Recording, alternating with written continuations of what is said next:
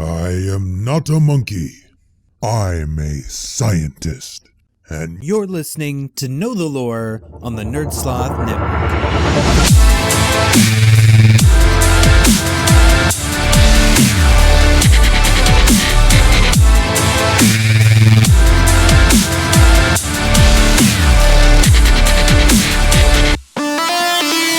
Welcome everybody, I am Chris, aka Slurrednerd, and real quick before we want to get started, I just wanted to talk about the Bastion cinematic that we got several weeks ago.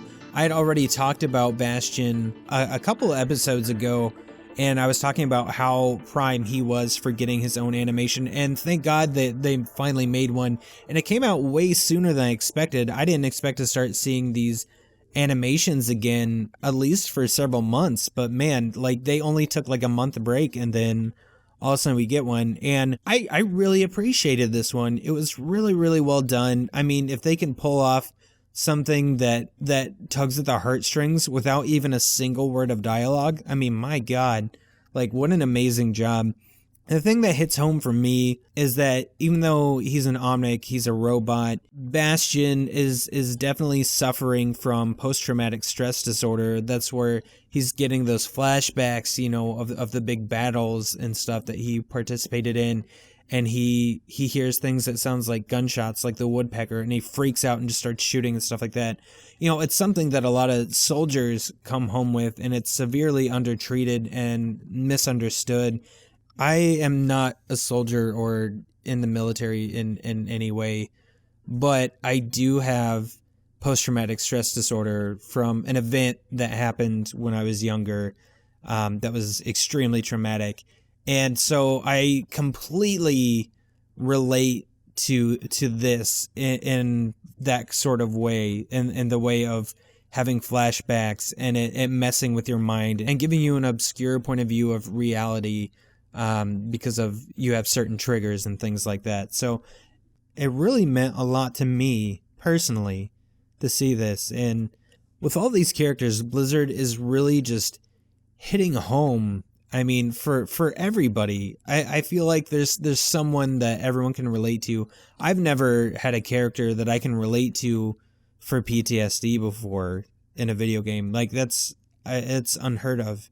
So it's fantastic, and hats off to them for doing this, because it really makes a world of difference, and I'm not exaggerating that. I mean, it feels good to see that these people making these games are like, hey, you know what? We made this knowing that there's people out here that can sympathize, and, you know, this one's for you. That's what it feels like. So, Blizzard, thank you so much. I know no one from Blizzard will probably ever hear this, but thank you. Thank you.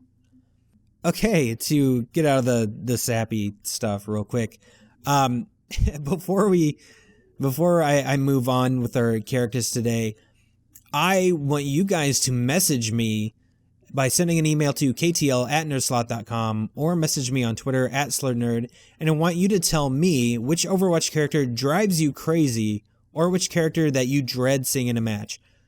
I myself cannot stand Mei most of the time. She's a really cool character, no pun intended there, honestly. I didn't really think that through when I said it.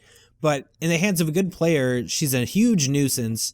But the worst is when Mei is on your own team, because I cannot tell you how many games I've been in where Mei throws up an ice wall separating you from the payload or from a target you're about to kill, or even worse, which seems to happen more often than not, separating you from the healer, especially if you're a tank.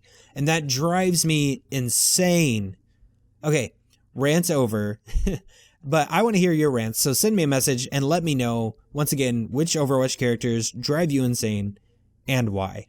Today we are going to talk about the equally pesky Tracer, but first, we have to talk about my favorite ape. Don't call him a monkey because he hates that. But we wouldn't have Tracer if not for Winston, so let's get to it. First of all, we have to talk about the original Winston, who is not an ape. His name was Harold Winston, a scientist working for Luncheng Interstellar, China's leading space exploration and research company.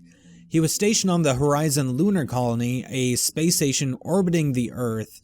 There, he was one of the caretakers of a group of genetically enhanced gorillas and bonded closely with the subject labeled R3991N, a particularly intelligent infant ape. Harold became a father figure and a teacher and was able to open the young ape's mind to embrace his curiosity. At some point in the future, something caused the other gorillas to band together and turn on the humans in the colony. Together, they killed everyone aboard and claimed the Horizon Lunar Colony for themselves. One of the gorillas, however, did not participate. Heartbroken and afraid, R3391N engineered and built an escape pod that brought him to Earth. Upon arrival, he wore Harold's glasses and had renamed himself Winston after his adopted father. Once he had arrived, Winston was welcomed into Overwatch, where he became a soldier and one of their top scientists. At some point, while Winston was in Overwatch, he had some kind of famous showdown with a villain named Doomfist. And although we're here to talk about Winston, I am going to give you all the info I have on Doomfist also, not only because he's got an awesome name, but also because he is probably going to be a playable character sometime in the future. We've been getting a lot of hints, so I think it's going to happen. But Doomfist seems to be more of a title than a name, and it has been confirmed that there has been at least 2 men using the moniker over the years. The first may have been a hero, and in fact, could have easily been a member of Overwatch, as this Doomfist, whose real name is, sorry, I'm going to butcher this because there's no way I'm not going to, Alhadu Nagumi, was also known as the Savior. The second person to take up the Doomfist mantle, a man by the name of Akinjide Adeyemi, also known as the Scourge, is theorized by many to be the Doomfist that Winston did battle with. Now, it's heavily hinted through the game that there is a third Doomfist, though we don't know his identity, but this one is known as the Successor, which really doesn't tell us if he's good or bad. The interesting thing is, we know this from the map Numbani. There are 3 posters for a Doomfist exhibit, and you see a poster of Doomfist the Savior, a poster of Doomfist the Scourge, and one of the Successor, but it's just a silhouette for that person, and their real names are listed underneath it, but that third one is listed in some kind of language that actually looks like something the Omnics use. So, could the third one be an Omnic? We have no idea, which seems to be a really common thing lately with Overwatch, but anyway, it opens up for a lot of possibilities in the future, so I'm sure whatever we get, Doomfist is going to be pretty awesome. So the Doomfist itself is actually a weapon in the form of a gauntlet that gives the wearer incredible power. The child in the original Overwatch teaser animation said that he could topple buildings.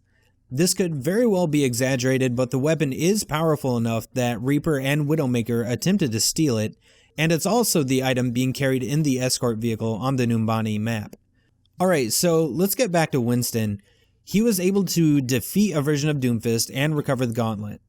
After Overwatch was disbanded, he retreated back to Watchpoint Gibraltar, where he made the former facility his own personal home and lab, along with the AI known as Athena.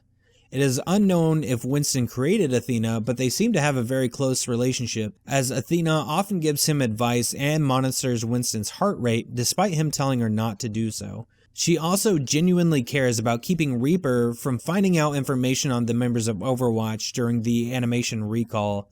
And just as a fun tidbit, if you're playing the game, Athena is actually the announcer you're hearing before and during the matches.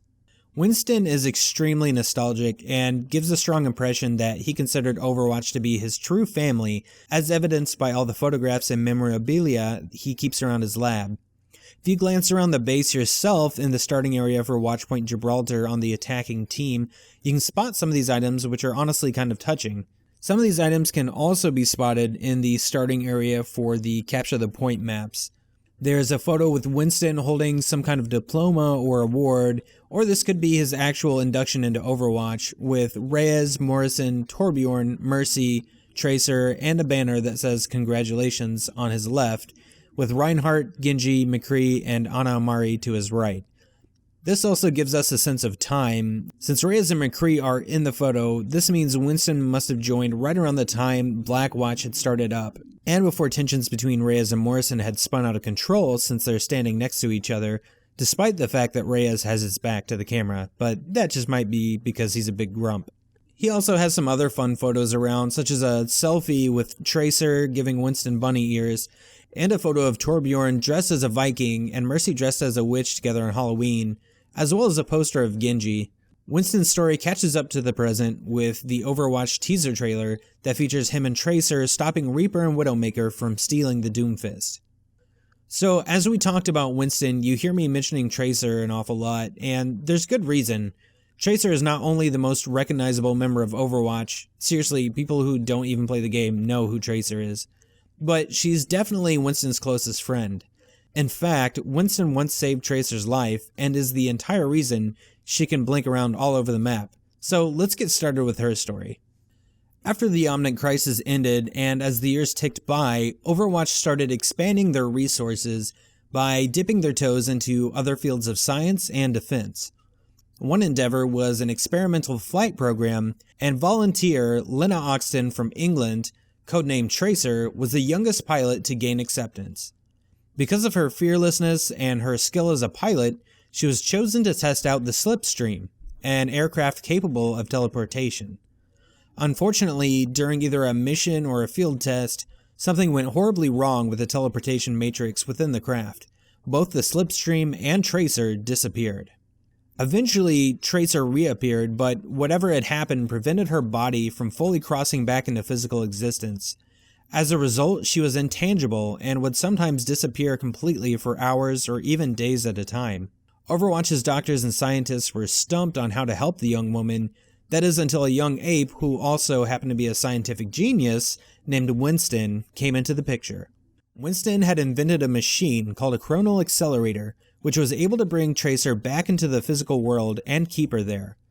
A harness was made so that she could wear it at all times, and the chronal accelerator could be manipulated, allowing Tracer to quickly hop back and forth through time in short bursts. With this new ability, Tracer became one of Overwatch's greatest field agents until the team was dissolved. Before the time in which the game takes place, Winston initiated the Overwatch recall, alerting all surviving agents to report in. And of course, Tracer made contact within seconds with an enthusiastic message for Winston. Since then, she attempted to prevent an assassination attempt by Widowmaker, which unfortunately failed. But, like I mentioned before, with Winston, she was able to prevent Widowmaker and Reaper from stealing the Doomfist. Now, in my personal opinion, I think Tracer is one of the best video game characters to date, not just for the gameplay, but also for her look and personality. She's young, she's energetic, she's extremely optimistic and adventurous, all the things that any fan could appreciate, but it's also one of the first big video game characters I can see young girls really looking up to and emulating. This just goes to show how much heart Blizzard puts into their games that makes it more of an experience. Now with that said, let's end this episode, and as I mentioned at the start, I want you to tell me what characters annoy you the most, or which do you dread running into on the map. Send your answers to KTL@NerdSloth.com or message me on Twitter @Slurrednerd. You can also find me casually playing Overwatch on the PlayStation Network. As I've said, guys, I am a very casual gamer, and I don't pretend to be any kind of amazing at the game. So if I'm not currently on a team and you're there to have fun, send me a message and we can hop into a match. Thanks again for listening. Next week, we're going to talk about two very icy ladies in their own right. But for now, thanks for listening. Ever get that feeling of deja vu? Chris here. If you enjoy the show, please rate, like, subscribe, comment, or share, as every little bit you do helps the show. Know the Lore is recorded and produced by NerdSloth. More episodes can be found at NerdSloth.com, along with our other awesomely nerdy shows. Search for NerdSloth on social media such as Facebook, Twitter, and Instagram. Music heard during the show is the Overwatch Victory theme remixed by DJ Effiksha. Go to effiksha.com to hear more.